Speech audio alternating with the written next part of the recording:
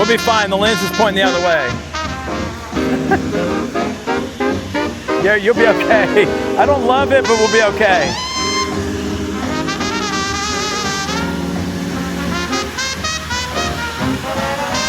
He may have already done this. Look how clean it is. Oh no, here he comes. Oh, he's going the other way.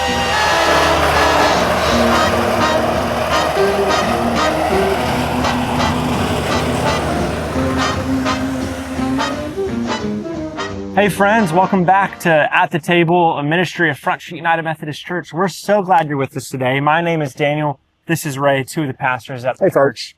And wherever you are, we're grateful that you've joined us, whether you're a part of Front Street or another church, or just happen to see it online. If you find these formational, inspirational, or just if there's a small nugget in here, we invite you to like, share, subscribe, do all the things on all the platforms. But today, we are in week 2 of our summer sermon series, Made for This, using our gifts for God's mission. And last week, we actually gave you an invitation to go write down 3 things that you are good at, and then 3 separate things that you enjoy doing. And so we invite you to find those notes or be thinking of those things as we're in this video. We're going to keep calling back to those throughout this series as we explore different characters that had gifts that they were to be used for God's missions at special times. And we'll talk a little bit about that today through the story of Esther. So Ray, can you tell us a little bit about the story of Esther, who she is, what the setting is, what happens? Yeah. Some of you may remember in your ancient history classes, if you had one, a guy named Xerxes. Xerxes I later became known. Probably one of 100 or 200 most powerful people that's ever walked planet Earth. Yeah. Been movies about him, this sort of stuff. Well, his wife, Queen Vashti, I think was her name. Vashti, thank you. She would not obey a lot of his commands, and he ditched her. And he ditched her, and that's just the way he did. And he was on the hunt for a new queen, and he found a new queen named Esther. The book of Esther is about a Jewish community living in Susa, the capital city of the ancient Persian Empire. The main characters in this story are 2 Jews, Mordecai and then his niece Esther. And then there's the king of Persia, who's something of a drunken pushover in this story. And then there's the Persian official Haman, the cunning villain. The book opens with the king of Persia throwing 2 elaborate banquet feasts that last a total of 187 days. And it's all for the grandiose purpose of displaying his greatness and splendor. On the last day of the banquet feast, he's really drunk, and he demands that his wife, Queen Vashti, appear at the party to show off her beauty. She refuses, and so in a drunken rage, the king deposes Vashti and makes the silly decree that all Persian men should now be the masters of their own homes. Then he holds a beauty pageant because he wants to find a new queen. This is like a really bad soap opera. But it's right here that we're introduced to Esther and Mordecai. Esther hides her Jewish identity and enters the beauty pageant and wins. And the king is so obsessed with Esther that he elevates her to become the new queen of Persia. Now after this, and even more serendipitous, is the fact that Mordecai just happens to overhear 2 royal guards plotting to murder the king. And so he informs Esther, who in turn informs the king, and Mordecai gets credit for saving the king's life. The king elevates Haman to the highest position in the kingdom, and he demands that everybody kneel before Haman. Well, when Mordecai sees Haman, he refuses to kneel, which of course fills Haman with rage. And when he finds out that Mordecai's Jewish, Haman successfully persuades the king to enact this crazy decree to destroy all of the Jewish people. So the focus now turns to Mordecai and Esther, who are the only hope for the Jewish people. Maybe you've become queen for this very moment. Esther responds with bravery, and she purposes to go to the king with her amazing words, "If I perish, I perish." So the king and Haman arrive, and Esther informs the king that first of all she's Jewish, and second that Haman has enacted a decree to murder her and to murder Mordecai, who saved his life, and to murder all of the Jews. They discover that the king can't revoke a decree that he's already made. So instead, the king commissions Mordecai to issue a counter-decree. On the appointed day that all of the Jews were supposed to be killed, the 13th of Adar, now the Jews are ordered to defend themselves and to destroy any who plotted to kill them. Then Mordecai, Esther, and Jews everywhere hold banquets and feasts to celebrate this new decree, and Mordecai is elevated to a seat beside the king. Eventually, the decreed day comes, and the Jews triumph over their enemies. The book concludes with a short epilogue as Mordecai is elevated to second in command in the kingdom, and we are told now of his royal greatness and splendor as the Jews thrive in exile. It invites us to see that God can and does work in the real mess and moral ambiguity of human history, and he uses the faithfulness of even morally compromised people to accomplish his purposes. And so the book of Esther asks us to be willing to trust God's providence even when we can't see it working.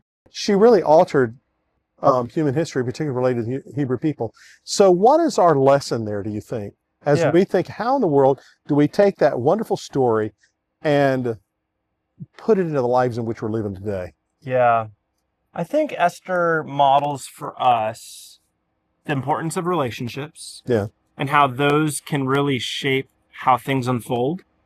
And I think Esther models for us an availability or a responsiveness even to the movement of God. And one of the interesting things about the book of Esther, too, is that God is not mentioned much at all. He's not mentioned at all. In any terms, he's not Yahweh.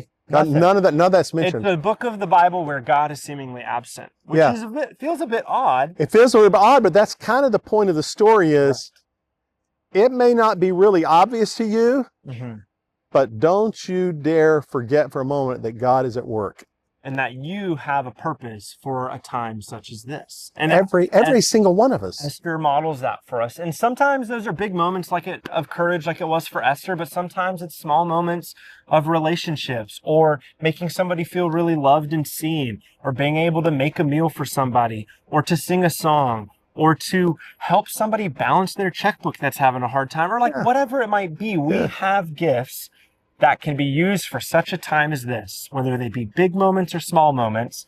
God has given us ordinary people, extraordinary gifts to use for his mission. In Esther, we see that for saving the people of Israel, the Jewish people while they're in exile. And for us, it might be being with a friend in a hard time, or making a meal for someone that needs one, or offering acknowledgement, even just acknowledgement of somebody's humanity that might be experiencing homelessness. And the other thing is, we talk about this not on camera as much, but it's really important for us to listen to the nudges that may just be God's Spirit. And I tell people, when they ask, well, how do I know it's God's Spirit? And I said, if it is something good, what difference does it make?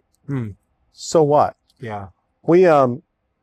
We had just last week, did some filming not far from where we are today. And we've been talking about gifts and graces. And as we're sitting there, remember, we see coming in Dr. Brent Strawn and and Dr. Jonathan Tran. Yeah. Well, something just spoke to me, and it could be cool conversation. It is the summer. Yeah. They're walking in here, there's 1,000 other places to eat, and they're eating where we eat. And so I said, well, you know what? Let's just ask them to film with us. Why I'm saying that is, and you two guys agreed, those are the nudges that I think they could have said no and it'd been fine. Yeah. Because they could have said we don't have time or whatever and it'd been fine. But they said yes. And those were gem conversations. And if we hadn't asked and felt those and acted on those nudges, we would have never known. That's a little small thing, but in a real way, it's miraculous. Yeah. Here are two of the leading theological scholars in our world, and they come to the same place we're having lunch, and they're sitting together. They had an availability. And here's what's also amazing. Some of you may know, some of you may be one of these. They could stay in their ivory tower and not mingle with commoners like me. Yeah. But they don't. They made themselves available, and they wanted to be available for us. Yeah. And not only they wanted to, they loved it. They enjoyed it. And so that's just one little thing of following those nudges. And all of us, I believe the Holy Spirit works that way. Just gentle nudges. And all of us, if we're available, unbelievable things can happen. Yeah. And I think I'm not sure Esther had huge gifts and graces, some great orator or whatever, but she had gifts and graces that God used and needed. Yeah. And I think something we see in both of those stories is in Esther's story and the story you just told about us a couple weeks ago getting to film with Jonathan and Brent just suddenly, is that there are gifts that they had. Yes. And there was a responsiveness to God's invitation to use them. And they did. And Esther models that for us, and Brent and Jonathan gave us a gracious model for us. They certainly did. And so I think that's the invitation, is that as we continue to go through these series, or through this series, we can have a clarity of what our gifts are and a sensitivity to the Holy Spirit's nudges. And you spoke to that last week, and then you opened with that.